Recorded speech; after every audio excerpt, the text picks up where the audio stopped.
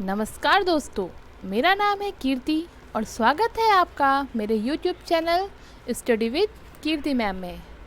दोस्तों, आज के इस वीडियो में हम बात करेंगे रहस्यमय गीतों की अमर गायिका आधुनिक युग की मीरा जी। जी हाँ, आप समझ गए होंगे, हम बात कर रहे हैं श्रीमती महादेवी वर्मा जी के बारे में।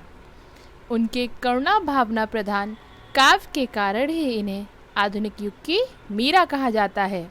ये छायावादी युग के कवियों में सबसे सरस व मधुर गायिका है।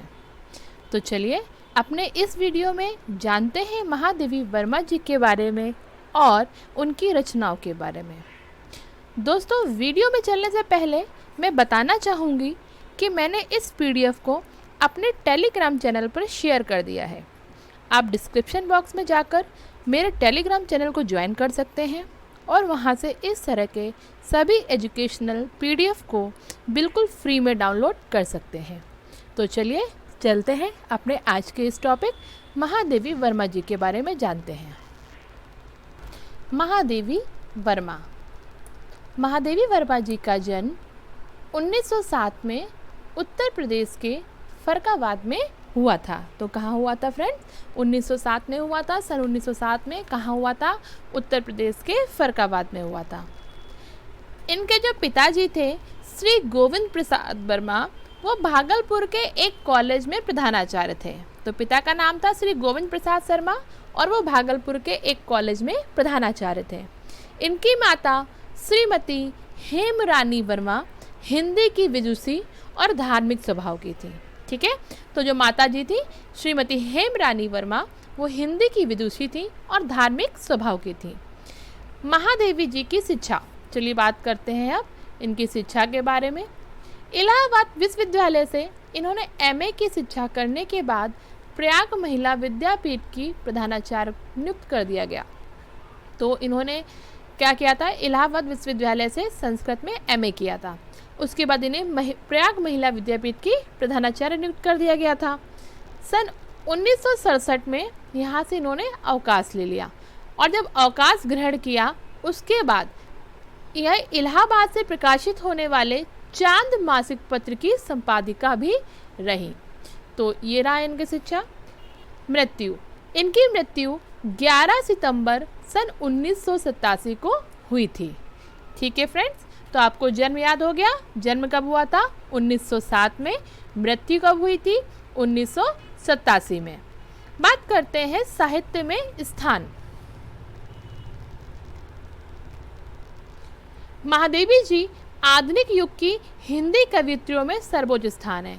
ठीक है, तो महादेवी जी का क्या है? जो आधुनिक युग की जितनी भी हिंदी कवियत्री हैं उनमें महादेवी वर्मा जी का सर्वोच्च स्थान है। ये छायावादी कवियों में सबसे सरल और मधुर गायिका हैं। गीत रचना करने में इनका प्रमुख स्थान है। गीत रचना इनकी बहुत अच्छी होती है। उनकी प्रतिभा तथा कला से खड़ी बोली भी गौरवशालिनी हुई है। इन्हें करुणा प्रधान, भावना प्रधान काव्य के कारण ही आधुनिक युग की मीरा कहा जाता है। ठीक है फ्रेंड्स, तो क्वेश्चन आ जाएगा कि आधुनिक युग की मीरा कौन है? तो आपका आंसर होगा श्रीमती महादेवी वर्मा जी। ठीक है, नेक्स्ट है टॉपिक हमारा उपाधियाँ। इनकी क्या क्या उपाधियाँ थी, चलिए देखते हैं। कुमायूं विश्वविद्यालय से डीलिट यानी डॉक्टरेट इन लिटरेचर की उपाधि से सम्मानित किया गया। राष्ट्रपति जी ने पद्मश्री की उपाधि से अलंकृत किया। उत्तर प्रदेश सरकार द्वारा भारत भारती पुरस्कार से सम्मानित किया गया। इनकी कृति थी साम्य। क्या कृति थी? साम्य। तो साम्य नामक कृति पर साहित्य अकादमी द्वारा भारतीय ज्ञानपीठ पुरस्कार से विभूषित किया गया। ओके, तो ये थी इनकी उपाधियाँ। क्वेश्चन आ जाता है, बताइए कि किस गायिका को या किस कवित्री को भारतीय ज्ञानपीठ पुरस्कार से सम्मानित किया गया? तो आपको आंसर होगा श्रीमती महादेवी वर्मा जी। चलिए आगे देखते हैं। आते हैं रचनाओं में। रचनाएं। कविता, पहली रचना है इनकी कविता। चलिए देखते हैं कौन कौन सी कविताएं लिखी हैं। निहार, रश्मि, नीरजा, सांध्य गीत, दीप शिखा, सप्तपर्णा, प्रथम आयाम और अग्नि रेखा। तो ये इनकी कविताएं थी, जिसमें जो निहार है ये निहार इनका पहला गीत काव्य संग्रह है। ओके, तो क्वेश्चन आ जाए, महादेवी वर्मा जी का पहला काव्य संग्रह, पहला गीत काव्य संग्रह बताइए, तो आपका आंसर होगा निहार। ओके, फिर से देखते हैं कविताएं कौन कौन सी थी।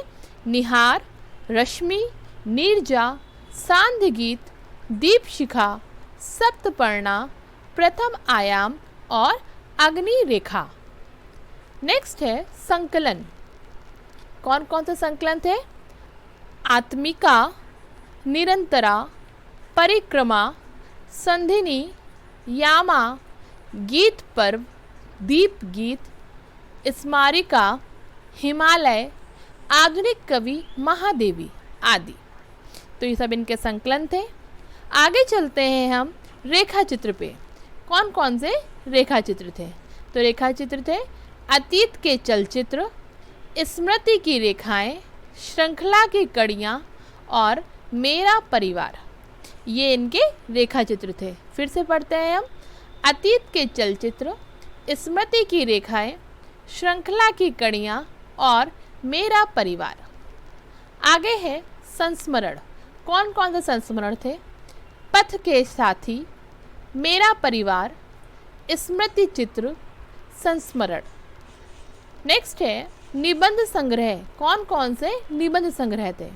तो श्रृंखला की कड़ियाँ, विवेचात्मक गद्य, साहित्यकार की आस्था व अन्य निबंध, संकल्पिता, भारतीय संस्कृति के स्वर।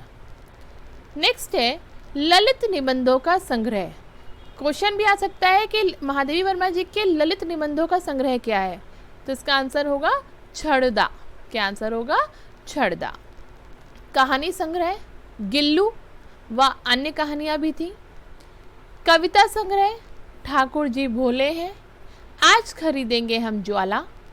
भाषण संग्रह में संभाषण। क्या होगा? संभाषण।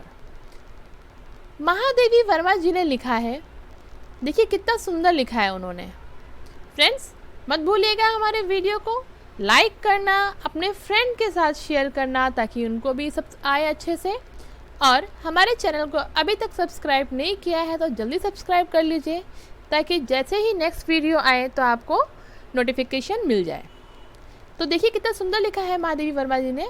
चलिए देखते हैं। कला के पारस का स्पर्श पा लेने वाले का कलाकार के अतिरिक्त कोई और नाम नहीं।